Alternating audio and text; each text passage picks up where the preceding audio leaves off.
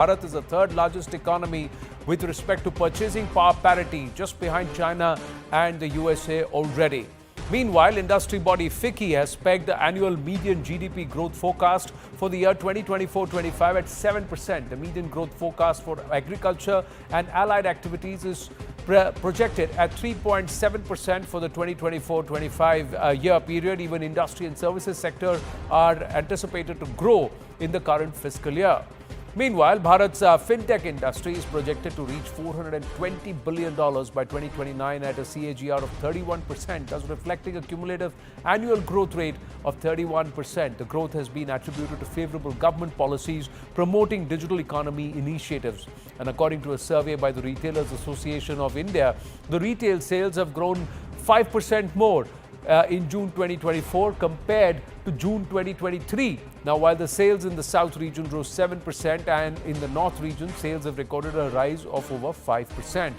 Meanwhile, Indian badminton player Satvik Sairaj Rankireddy has set a Guinness World Record for the fastest hit by a male player in badminton on court. Satvik recorded a mind-boggling speed of 565 kilometers per hour with his smash.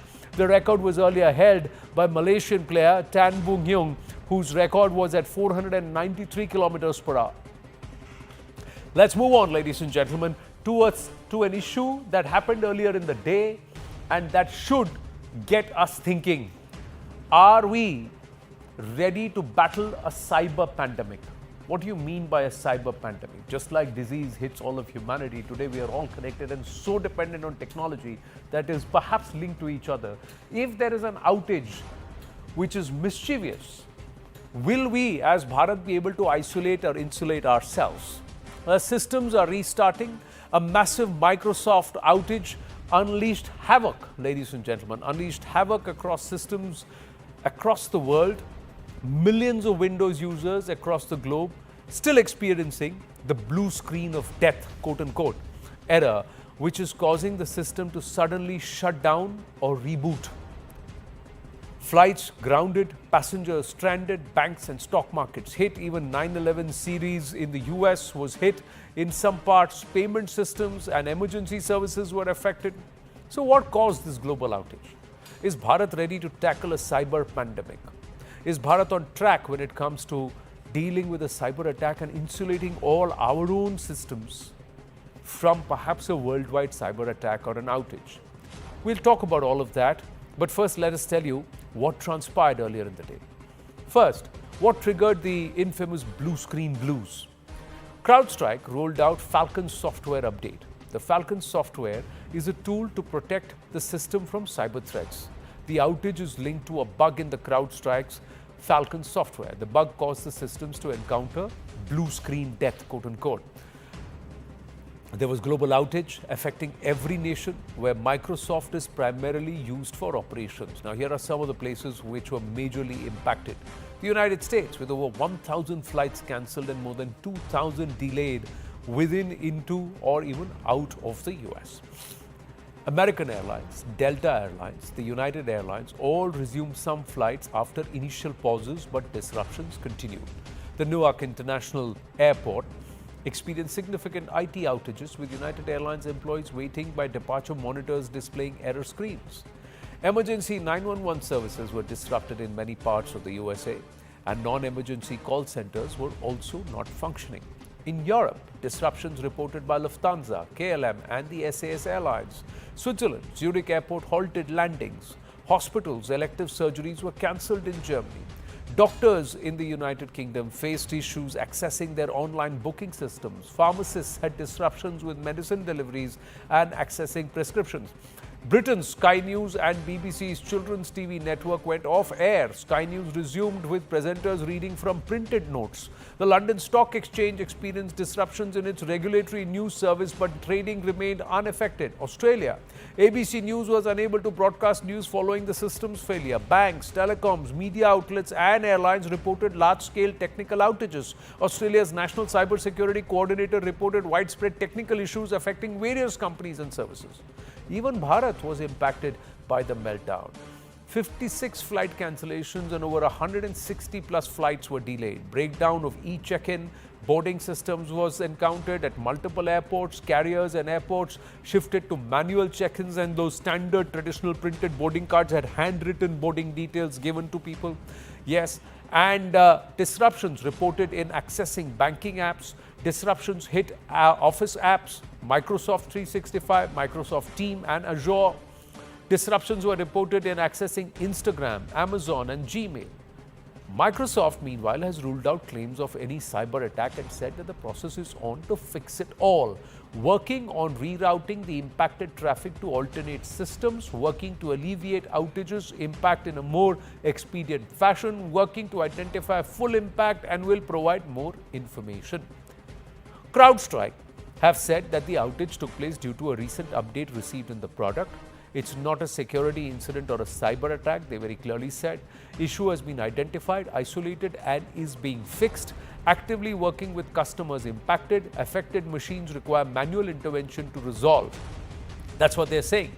Civil Aviation Minister has also issued directives to airlines, airports as flights were disrupted. The authorities have been directed to be compassionate. Ministry working to ensure swift travel. Manual backup systems are being implemented.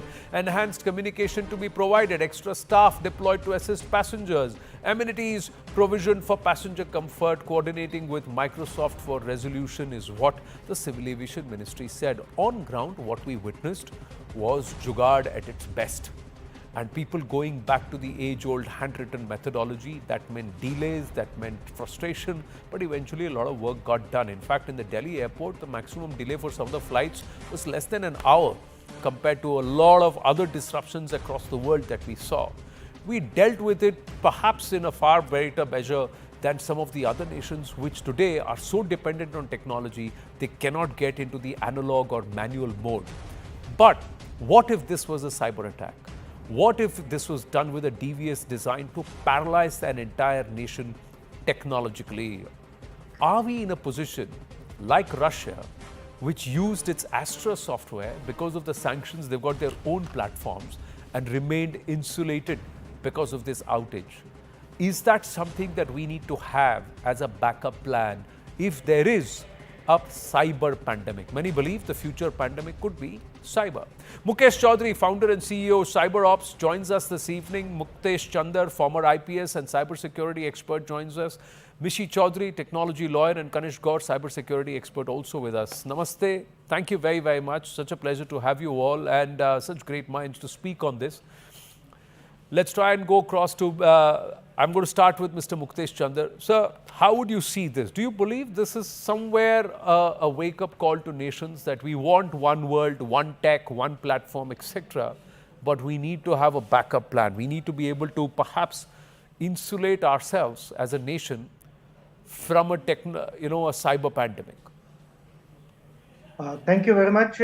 First of all, this is not the first time that we are having a situation like this and a warning like this. In past, there have been some cases starting from 2010 Stuxnet, and then 2017 NHS attack on UK health infrastructure. There have been several indicators that in a situation like this, when there is an attack, fortunately this time it is not a cyber attack, but it's a malfunctioning of a third-party upgrade, but it has a global impact. And because of our dependence on a particular kind of software or a particular kind of hardware, the vulnerability increases. Now, there are two factors in this. One is the operating system. The other is the chips.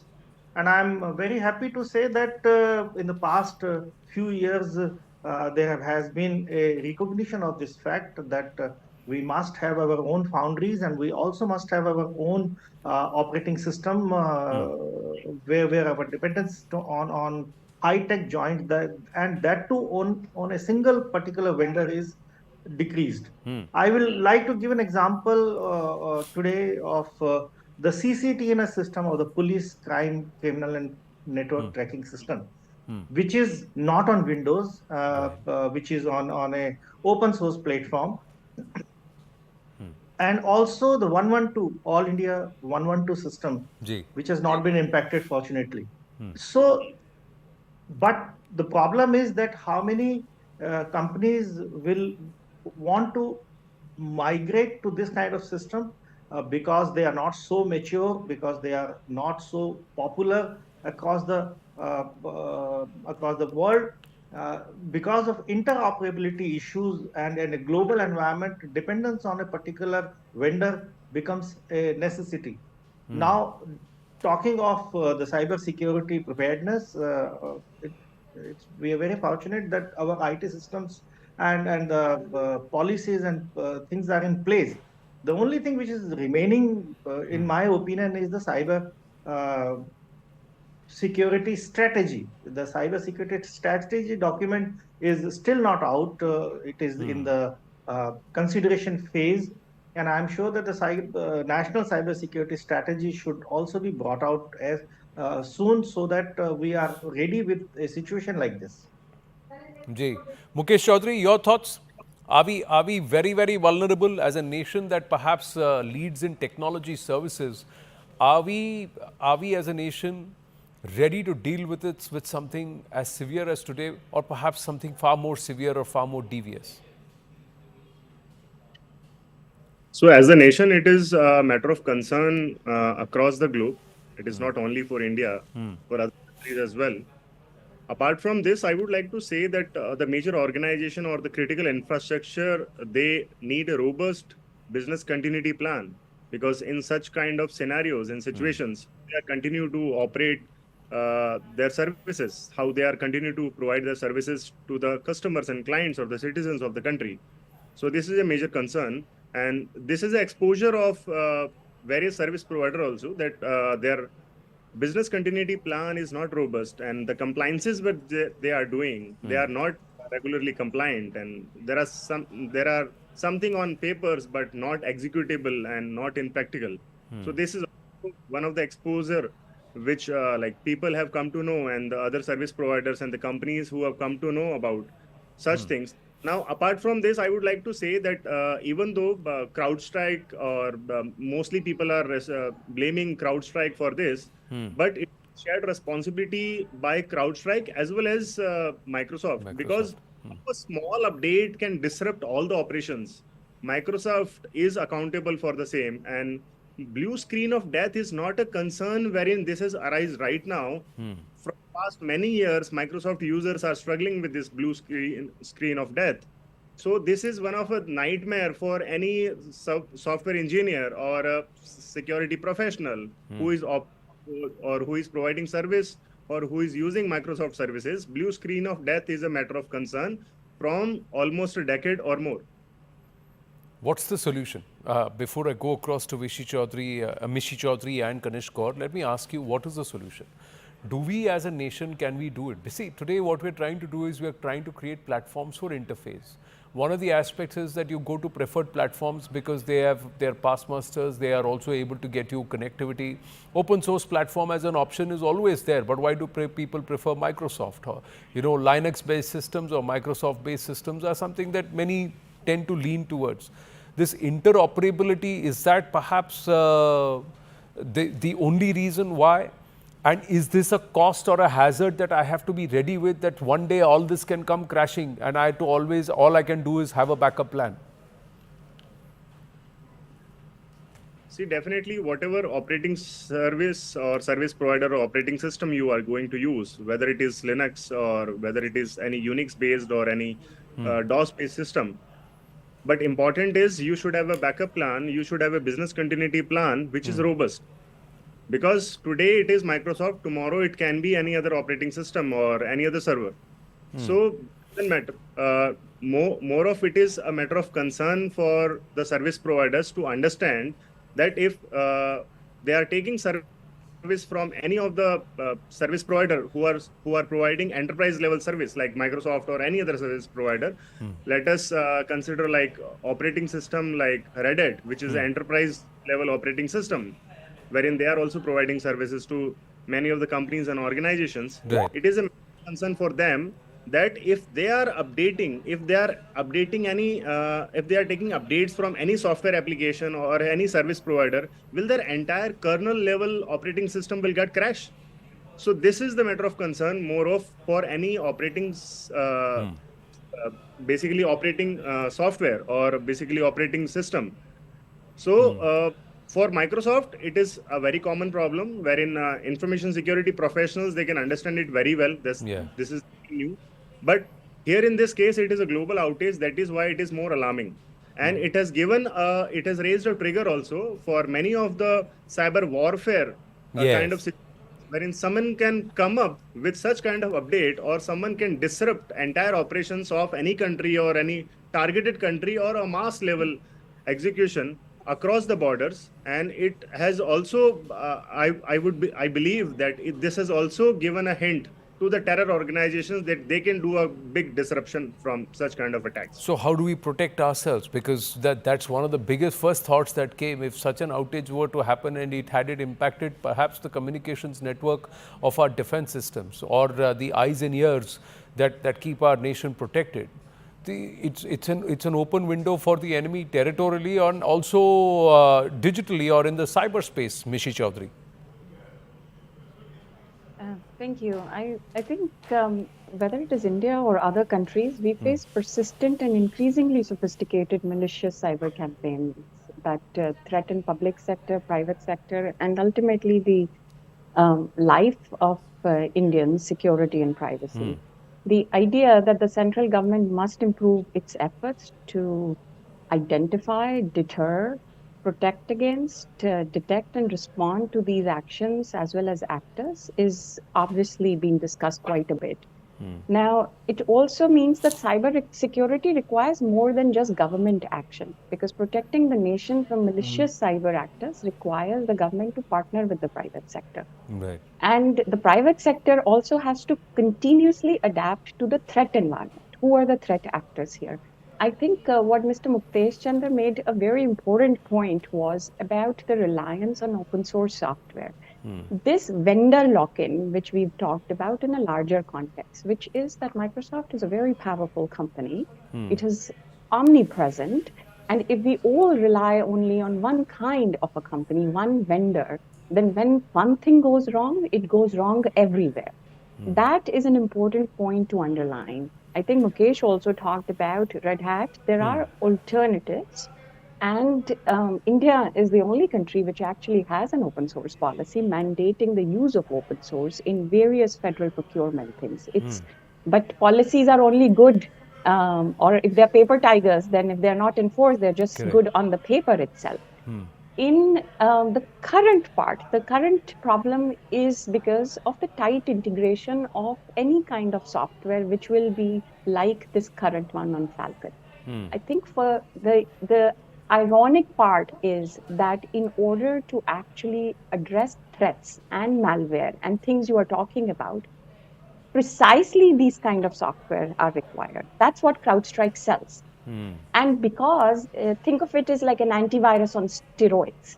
So it has to be very tightly integrated with the systems. And Microsoft has a whole lot of other problems, but right now that's not the problem. And any other software, any other company, if they were also to be selling that, they would want a very tight integration, because that's how you monitor what the threats are. And something like that could happen.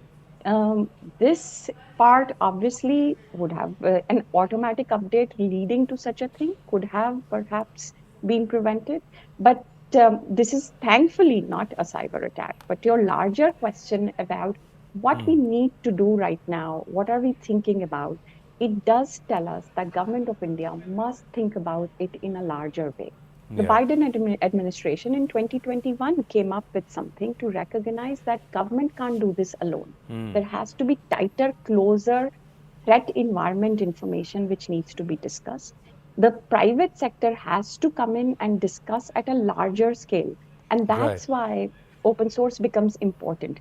And I would really, really say that even now, after Satya Nadella took over Microsoft, they have become the friends of open source. So we are no longer talking about a Linux system which is of early aughts of the 90s, but right now a lot of it is run here.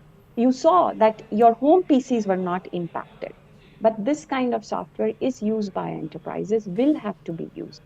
And Right. so removing barriers to sharing the threat information, considering zero trust as the environment, various other things will have to be done, and a comprehensive strategy where stakeholders are very clear that needs to be done. I think it's good that certain at least took quick notice of it. They are working together about it, and they have issued what kind of Right. information one requires from the government. But nobody can do this by themselves. No, they can't do it by themselves, but how many are trained to go analog, or how many do have a serious business continuity plan, as Mukesh Chaudhary was talking about, Kanishk? Because there were many airports which just were staring at the screens because they didn't know how to go manual, how to go analog. Well, if In, we uh, see a in lot of I'm just going to bring in Kanishk here, Mishi, and then I'll come back to you. Yes, Kanishk. Yes, at the nationwide level, we must look at having procedure for business continuity and disaster recovery. There is too much dependence on softwares today, and softwares are eating into our lives. How do we create that kill switch in case the softwares disrupt? We have a manual mechanism to ensure continuity of business. And these are issues that must be sorted. While we are talking about digital India, digital Bharat, talking about creating digital public infrastructure which is safe and secure and use open source. But at the same time, a parallel mechanism of ensuring continuity is the need of the hour, and a lot of countries are going and creating those mechanisms. Russia has created, even Yes. Ukraine has created those mechanisms, but so far in India, I don't think so. We have those mechanisms set up. We have not even conducted exercise. I recall the incident where we had a power outage across two grids, and the entire country went down. Now, those are the scenarios, right? If there is a software glitch in a company like CrowdStrike today, which is a major cybersecurity provider, how do we safeguard rest of the systems from complete failure is something that we need to discuss. We discuss on open source, but there has to be a larger framework to include more Indian OEMs also into this picture, because most of the cybersecurity companies which provide solutions to big corporate giants like Microsoft are either coming from US itself or are coming from Israel. Very few cybersecurity companies get that kind of ecosystem to build that global narrative, to build that global base. I think this is something which is the need of the hour. And as Anand have pointed out, we are becoming a state which wants to be Atmanirbhar. It's important we show that we are Atmanirbhar when it comes to creating software systems and products, and not just the services business, which we have been traditionally good in. So if we can design our own UPI, if we can design our own CoWIN platform, if we can design our own Aadhaar platforms, and then create an interface where many different diverse and vast platforms can talk to each other, why can't we create an alternative system, especially for the critical services, which can go into the backup like the Russians did, Mukteshji? I'm just going to ask you this, see, because this is what the Russian press service actually said. They said that the global IT failure did not affect the operation at the Domodedovo airport in Moscow. The press service has said the airport is ready to offer others a backup check-in system, a Russia-made Astra. Russian airlines have long switched to the domestic check-in system, so the global failure did not affect them. Now, do we need nations to be imposed with sanctions so that they develop their own tech? First of all, I would like to mention about one agency. Somebody spoke about the CERT-in. There is one more agency to deal with the national critical information infrastructure in our country, that is NCIIPC under Section 70A of IT Act.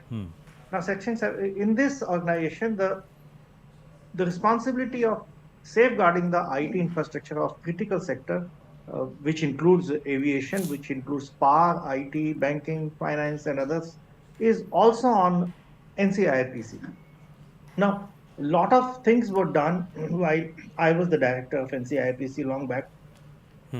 But I think this organization also has to shape up like any other Western country where the systems are in place. I have seen Korean system, I have seen UK systems.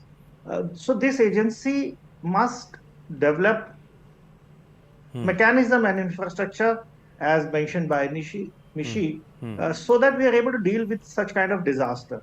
The second point is developing our own IT systems and softwares, like our engineers have been doing it, software engineers have been doing for world companies. But why can't we do it for ourselves in our own country? I think it's a matter of policy and also a boost required by the government that Atmanirbhar, as Kanish has been saying, we started with Bharat operating system long back, Yes. but it didn't take off. It didn't take off, and as of now, I'm not even aware who is Where it using is. it and how it is being used.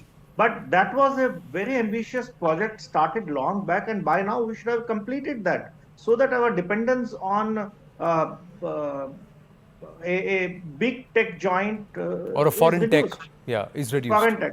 And as I mentioned earlier, that in police networking system, this was a very crucial decision which was taken at that time that we'll go for Ubuntu, or open source Linux based system.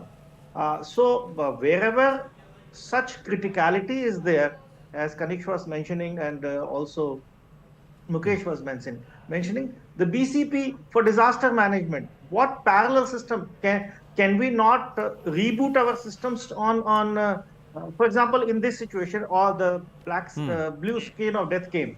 Now reboot your system on Ubuntu and start working.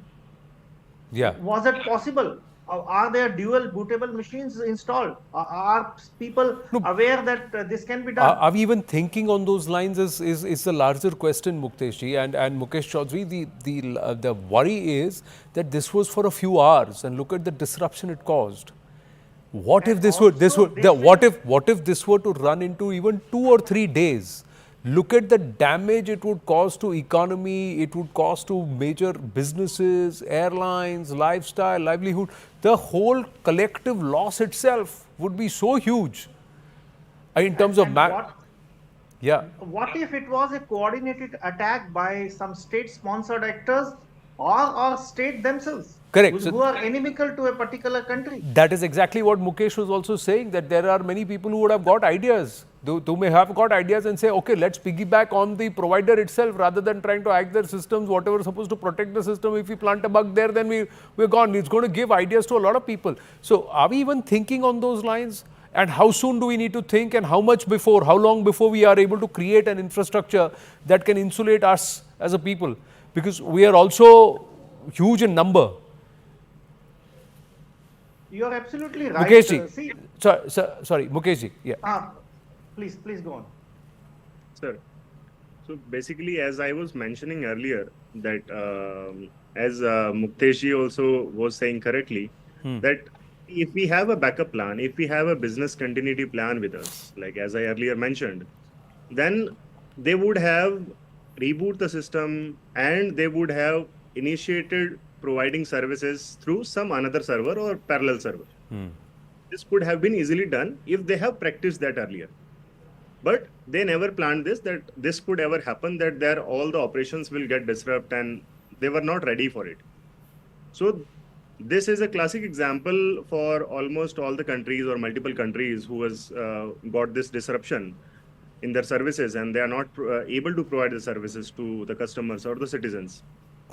Now here, business continuity plans at times in many organizations, like we also provide cybersecurity audits and compliance to the organizations. So at times, there are certain companies who will just say that we just need to put these policies on paper and we are not going to. Okay, but just give us some policies. So on papers, they are good to go, but practically they are not ready to execute it. So this they need to understand here, or in India, I will say, because I don't know much about other countries, how they are taking up, but depending on country to country or organization to organization, there are organizations who feel this as an extra cost or extra burden on their organization, that why to put extra cost in this and why put extra cost for this particular compliance. And reverse, it is a responsibility for organizations like Microsoft or other service providers, that in how short time period they are going to give them the solution. Okay, what Correct. will be the response time? They don't talk much when they are going to sign any agreement or a deal. Yeah. Response is very much needed in such kind of scenarios. And what will be the mode of communication? What will be the method of communication? Because in certain kind of scenario, if they'll say that you can approach us on this email ID, on that particular email ID, there will be email bombing. Yeah. 20 lakh will be shooted in some next couple of seconds or minutes. Correct. So they will not be able to respond to them.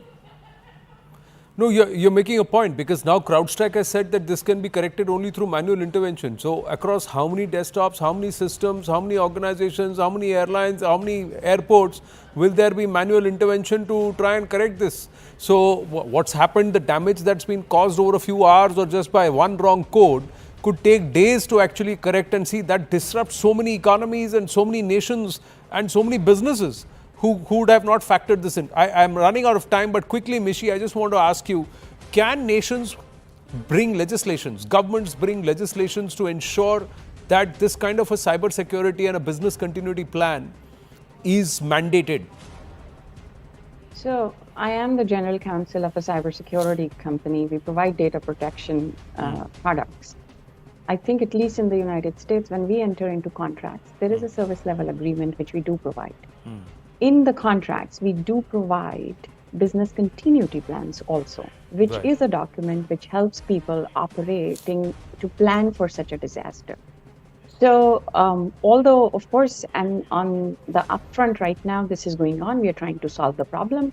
IT admins will be spending their weekend trying to help solve this problem, first manually, and then, of course, how various systems work.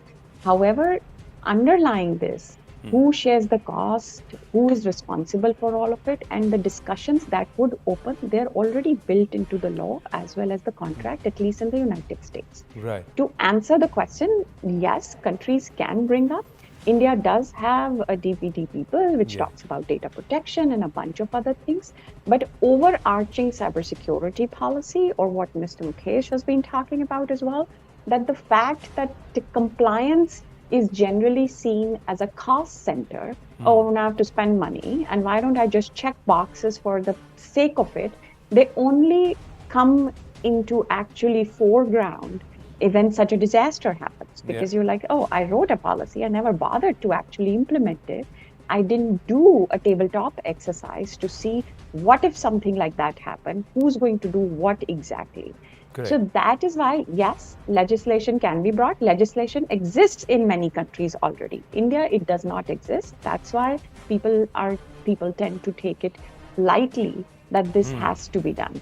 And that's why my earlier point about is that the central government works with the private companies. You come up with the legislation, you make it a requirement for such matters.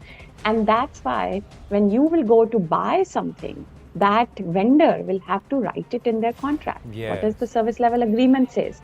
How long will be the downtime? So how if much credit you will get then? And it already exists in many countries. It should be there in India, well, in and much if we more can make detail. GST compliance mandatory and companies can follow it, why can't we make a business continuity and a cyber security compliance or a doctrine to be mandatory and to be followed by all nations, all companies, especially those which are enterprise level, which are mass interface, and which can be at critical levels. If they are hampered, then it can actually cause a breakdown in the functioning of society as a whole, be it critical services or otherwise. Very, very fair point. Thank you very much to the lady and the gentleman for a very engaging conversation and a much needed conversation. We're going to take a very short break here on The Right Stand. When we come back, we turn the spotlight on the United Kingdom. The entire immigration hotbed, Leeds, went up in flames, ladies and gentlemen. It started with a childcare issue with a small community and a group, but then exploded into something totally different. And one of the British MPs has given a very, very glaring open hint. We get you the report from ground. Sanjay Suri, live with us from Leeds when we come back. Stay with us.